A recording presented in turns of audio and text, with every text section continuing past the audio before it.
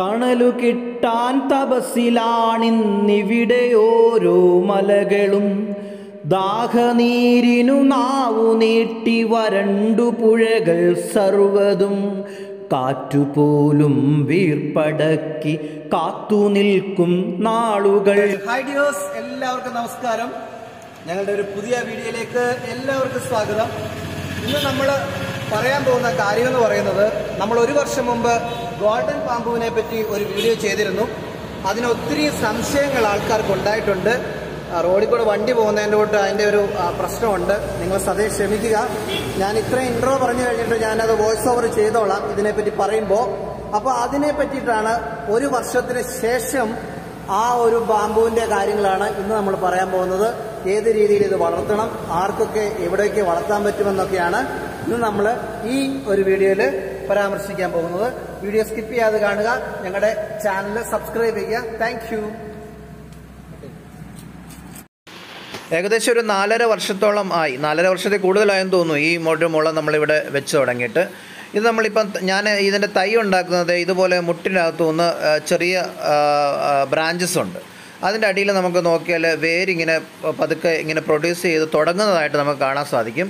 അതിനെ നമ്മൾ കട്ട് ചെയ്ത് ഒരു വെട്ടുകത്തി കൊണ്ടും എല്ലാം കട്ട് ചെയ്ത് എടുത്തിട്ട് ഇപ്പം കണ്ടില്ലേ, അതിൻ്റെ ഒരു വേരിങ്ങനെ അതിൻ്റെ അറ്റത്തിങ്ങനെ മുളച്ച് വരുന്നതായിട്ട് നമുക്ക് കാണുവാൻ സാധിക്കും. അതിനെ നമ്മൾ ഒരു ചട്ടിക്കുള്ളിലേക്ക് നട്ട് വെക്കുക. ഈ ചട്ടിക്കുള്ളിൽ നമ്മൾ മണ്ണും കമ്പോസ്റ്റോ അല്ലെങ്കിൽ ചാണകപ്പൊടിയോ 1:1 റേഷ്യോയിലാണ് നമ്മളിത് നട്ട് വയ്ക്കുന്നത്. എന്നിട്ടിത് ഏത് മുള ഇങ്ങനെ ചെയ്യാം കേട്ടോ. നമ്മൾ എന്നിട്ട് ഇത് തണലത്ത് വെക്കണം. ഒരിക്കലും ഇത് വെയിലത്ത് വെക്കരുത്. തണലത്ത് വെച്ച് കഴിഞ്ഞാൽ ഇത് ഉണങ്ങാതെ ഇങ്ങനെ ഇത് നിൽക്കുവാണെങ്കിൽ നമുക്കിത് കിളിക്കുമെന്ന് ഉറപ്പാക്കാം. നമ്മൾ ഏകദേശം ഒരു ചെറിയൊരു തൈയാണ് നട്ടത്. ഒരു 5 അടി വലിപ്പമുള്ള തൈയാണ് നമ്മൾ നട്ടത്.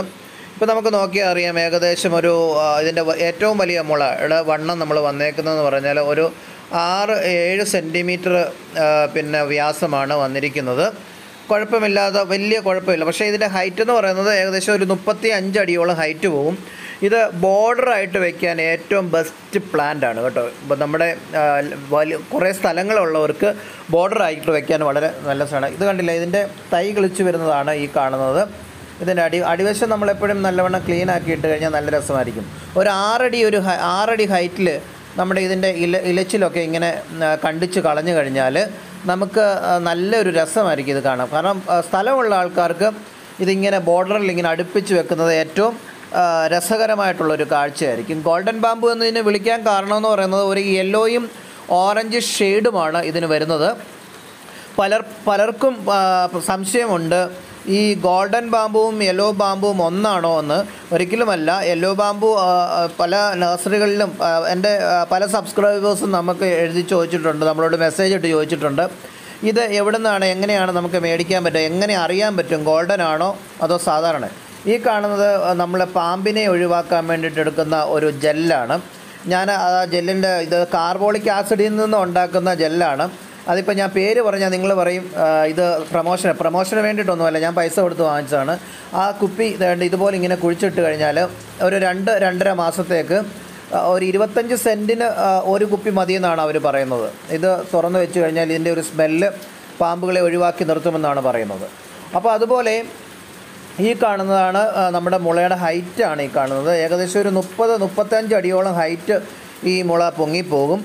പിന്നെ ഞാൻ പറഞ്ഞതുപോലെ ഇത് എങ്ങനെ മനസ്സിലാക്കാൻ പറ്റുമെന്ന് ചോദിച്ചാൽ, ആദ്യം ഈ ചെറുതൈയിൽ ഈ ഗോൾഡൻ ബാമ്പുവും യെല്ലോ ബാമ്പുവും തമ്മിലുള്ള വ്യത്യാസം പറയാൻ ബുദ്ധിമുട്ടാണ്. എന്നാലും നോക്കാം.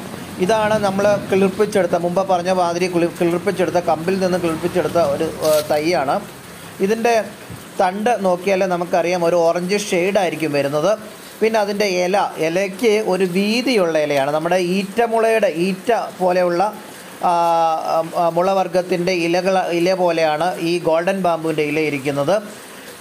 പിന്നെ അതുപോലെ ഇതിനെ തിരിച്ചറിയാനുള്ളൊരു മാർഗമെന്ന് പറയുന്നത്, ഇതിൻ്റെ കമ്പിന് നമ്മുടെ യെല്ലോ ബാമ്പുവിൻ്റെ അത്രയും കട്ടി ഉണ്ടാവില്ല. നമ്മൾ ജസ്റ്റ് ഒന്ന് പിടിച്ച് ഞെക്കി നോക്കിക്കഴിഞ്ഞാൽ ചെറുതായിട്ടൊന്ന് ഞെങ്ങുള്ളൂ.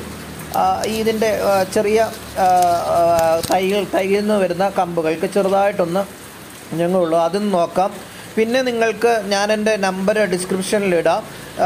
നിങ്ങൾ വാങ്ങാൻ ഉദ്ദേശിക്കുന്നുണ്ടെങ്കിൽ, ഏതെങ്കിലും നഴ്സറിയിൽ വാങ്ങാൻ ഉദ്ദേശിക്കുന്നുണ്ടെങ്കിൽ എനിക്ക് ഫോട്ടോ ഇട്ട് തന്നാൽ ഞാനത് ഐഡൻറ്റിഫൈ ചെയ്ത് തരാം. മെയിനായിട്ട് ഇലയുടെ വീതിയൊക്കെ നമുക്ക് നോക്കിയാൽ കൃത്യമായിട്ട് നമുക്ക് അറിയാൻ പറ്റും. ഇനി അഥവാ നിങ്ങൾക്ക് എന്തെങ്കിലും സംശയം ഉണ്ടെങ്കിൽ എനിക്കൊന്ന് മെസ്സേജ് ഇട്ടാൽ മതി. ഓക്കെ. ഇനിയും ഇതിൻ്റെ നടീൽ രീതിയെപ്പറ്റി ഞാൻ ഒന്ന് പറയാം.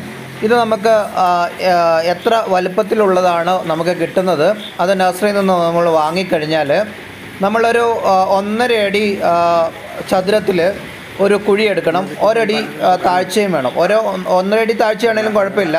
അതിൻ്റെ അകത്ത് ചാണകപ്പൊടി, എല്ലുപൊടി ഒക്കെ ഇട്ട് ഇത് വെച്ചിട്ട് അതിൻ്റെ മുകളിലേക്ക് മണ്ണ് ഇളക്കി കൊടുക്കാം. അത് കഴിഞ്ഞിട്ട് നമുക്ക് ഇതിൻ്റെ കൂടുതൽ വളപ്രയോഗങ്ങളൊന്നും വേണ്ട. നമ്മളിതിനെ ഒരു വളവും ചെയ്തിട്ടില്ല. അത് ഓട്ടോമാറ്റിക്കായിട്ട് നല്ല രീതിയിൽ തന്നെ വളർന്നു വരും. ആദ്യത്തെ ഒരു വളപ്രയോഗം മതി ഇതിന്. പിന്നെ നമ്മൾ ശ്രദ്ധിക്കേണ്ട ഒരു കാര്യം, 6 അടി ഹൈറ്റിൽ നമ്മളിതിൻ്റെ ഇലച്ചിലുകൾ ഒരുക്കി കൊടുത്ത് നിർത്തിക്കഴിഞ്ഞാൽ വളരെ നല്ലതായിട്ട് നിൽക്കും. ഇനി നിയന്ത്രിത രീതിയിലാണ് നമ്മളിത് വളർത്തേണ്ടതെങ്കിൽ ഇതിൻ്റെ അടിയിൽ നിന്ന് വരുന്ന ഷൂട്ട്സുകൾ ചവിട്ടി ഒടിച്ച് കളഞ്ഞാൽ മതിയാവും കേട്ടോ.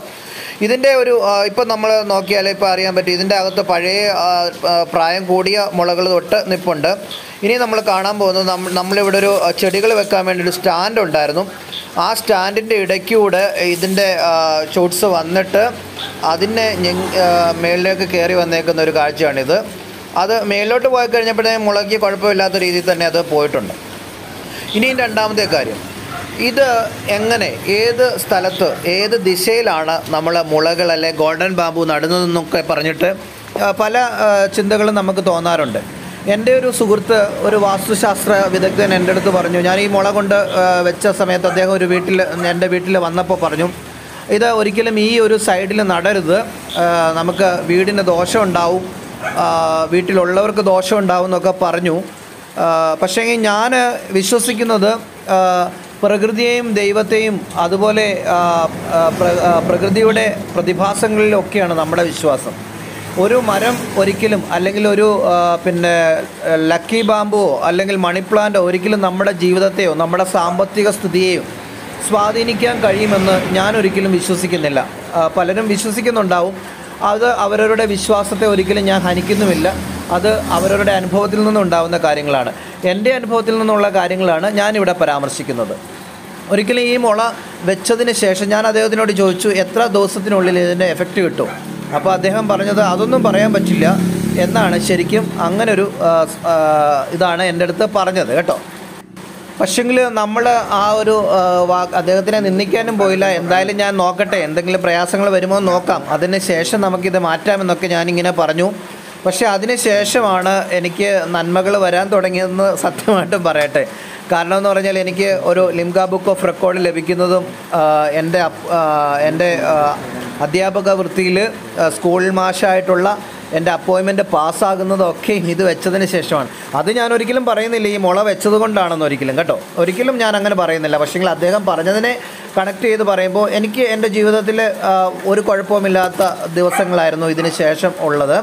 പിന്നെ അതുപോലെ നമ്മുടെ ഓരോ കുടുംബത്തിലും, എല്ലാ കുടുംബങ്ങളും എപ്പോഴും പെർഫെക്റ്റ് ആയിട്ടിരിക്കണമെന്നില്ല. പല പ്രശ്നങ്ങളൊക്കെ വരാറുണ്ട്. അത് മുള വെച്ചത് കൊണ്ടാണെന്നോ അല്ലെങ്കിൽ ആ സൈഡിൽ പ്ലാവ് നിൽക്കുന്നത് കൊണ്ടാണെന്നോ ഒന്നും ഞാൻ വിശ്വസിക്കുന്നില്ല. നമ്മൾ വിശ്വസിക്കുന്നത് നമ്മുടെ കർമ്മത്തിലും അതുപോലെ നമ്മുടെ ഈ എന്ത് സംഗതികൾ നമ്മുടെ വീട്ടിലേക്ക് കൊണ്ടുവരുമ്പോഴും അത് നമ്മുടെ ഐശ്വര്യത്തിനായിട്ട് ആണ് എന്ന് വിശ്വസിച്ച് കഴിഞ്ഞാൽ നമ്മുടെ സബ് കോൺഷ്യസ് മൈൻഡ് അത് അക്സെപ്റ്റ് ചെയ്തിട്ടുണ്ടെങ്കിൽ നമുക്കൊരു കുഴപ്പവും വരത്തില്ല. പക്ഷെങ്കിൽ അതിനെ നമ്മൾ പ്രശ്നമാണ് എന്ന് എപ്പോഴും പറഞ്ഞ് നമ്മുടെ മനസ്സിൻ്റെ ഉള്ളിൽ ഒരു അലാഹം വന്നു കഴിഞ്ഞാൽ നമുക്ക് പ്രയാസങ്ങൾ ധാരാളം ഉണ്ടാവും. ആ അലാഹം ഇല്ലാതെ ഇത് നല്ലതിന് വേണ്ടിയിട്ടാണെന്ന് പോസിറ്റീവ് ചിന്താഗതി ഉണ്ടെങ്കിൽ ഒരിക്കലും അതിനൊരു പ്രശ്നമായിട്ട് വരുമെന്ന് എനിക്ക് തോന്നുന്നില്ല. അപ്പോൾ നിങ്ങൾ ചിന്തിക്കേണ്ടത് ഈ ഗോൾഡൻ ബാമ്പുവിൻ്റെ കാര്യമാണ് ഞാൻ പറഞ്ഞത്. അതുപോലെ എല്ലാ മരങ്ങൾ വെക്കുമ്പോഴും എനിക്ക് സ്ഥലമുണ്ടായിരുന്നു, ഞാൻ എല്ലാ മരങ്ങളും കൊണ്ടുവന്ന് ഇവിടെ വെച്ചേനെ. പക്ഷേങ്കിൽ നമുക്ക് അതിനുള്ള സ്പേസ് ഇല്ലാത്തത് കൊണ്ടാണ് നമ്മൾ ചെയ്യാത്തത്. അപ്പം ഈ ഗോൾഡൻ ബാമ്പുവിനെ പറ്റി കൂടുതൽ എന്തെങ്കിലും നിങ്ങൾക്ക് അറിയണമെങ്കിൽ നിങ്ങൾ എൻ്റെ വാട്സപ്പ് നമ്പർ ഞാൻ കൊടുത്തേക്കാം, അതിലേക്ക് മെസ്സേജ് ഇട്ടാൽ മതി. അതിനെ സംബന്ധിച്ചിട്ടുള്ള എല്ലാ കാര്യങ്ങളും ഞാൻ പറഞ്ഞുതരാം. അതുപോലെ ഇതിൻ്റെ വിലയെ പലരും ചോദിക്കുന്നുണ്ട്. 100 രൂപയ്ക്കൊക്കെ ഗോൾഡൻ ബാമ്പു കിട്ടുമെന്നൊക്കെ എനിക്ക് മെസ്സേജ് ഇട്ടിട്ടുണ്ട്. ഒരിക്കലും അത് ഗോൾഡൻ ബാമ്പു എനിക്ക് തോന്നുന്നു ഒരു ചെറിയ തൈക്ക് 175 തൊട്ട് മേപ്പോട്ടാണ് തുടങ്ങുന്നത്. ഏകദേശം 5 അടിയൊക്കെ ഉള്ളതിന് 500 രൂപയൊക്കെ മേടിക്കും, 500, 600, 700 ഒക്കെ മേടിക്കുന്ന നഴ്സറീസ് ഉണ്ട്. നമുക്ക് ഇതിൻ്റെ തൈ ഉൽപ്പാദിപ്പിക്കാനുള്ളൊരു സംവിധാനം ഇല്ല. വളരെ കുറച്ച് തൈകളെ നമ്മൾ ഉൽപ്പാദിപ്പിക്കുന്നുള്ളൂ. അത് അടുത്തൊരു നഴ്സറിക്കാരാണ് വന്ന് കൊണ്ടുപോകുന്നത്. അത് തന്നെയല്ല നമുക്ക് കൊറിയർ അയക്കാനും പറ്റുകയില്ല. അപ്പോൾ ഞങ്ങളുടെ ചാനൽ, ഞങ്ങളുടെ വീഡിയോ ഇഷ്ടപ്പെട്ടെങ്കിൽ ലൈക്ക് ചെയ്യുക, ഷെയർ ചെയ്യുക, ഞങ്ങളെ സബ്സ്ക്രൈബ് ചെയ്യുക. Thank you. Yes, thank you.